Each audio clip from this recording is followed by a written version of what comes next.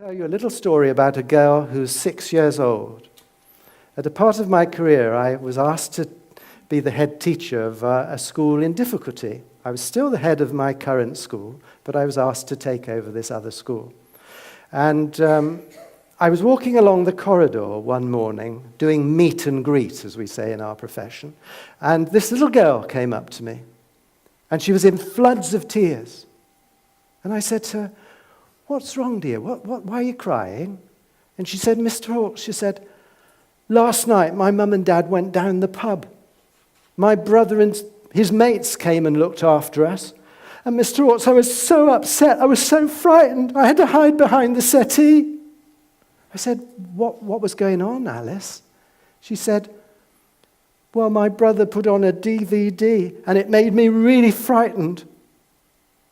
We discovered later that this child had been watching a pornographic, violent movie that none of us should watch, let alone a small child.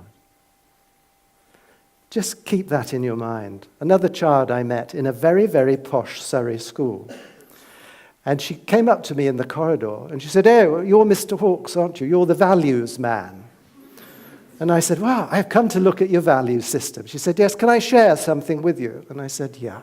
She said, "Well, my daddy works in the city.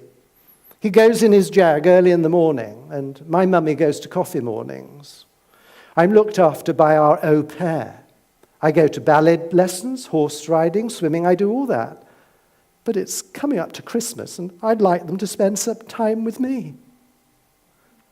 Overindulged child, but with lack of love. So two ends of a spectrum, but both saying the same thing. What happens to these children? This is my little theory that I built up about 30 years ago. I think my starting point is each one of you, when you were born, was a lovely, lovely baby. Put your hand up if you weren't. Anybody here weren't a lovely baby?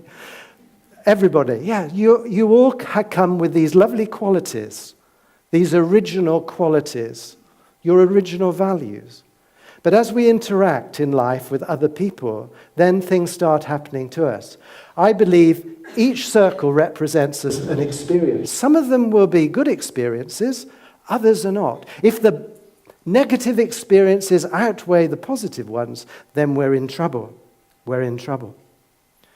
A lot of my colleagues in schools have a growing number of children that have an increasing number of circles. Despite our affluence, or so-called affluence, we have more and more.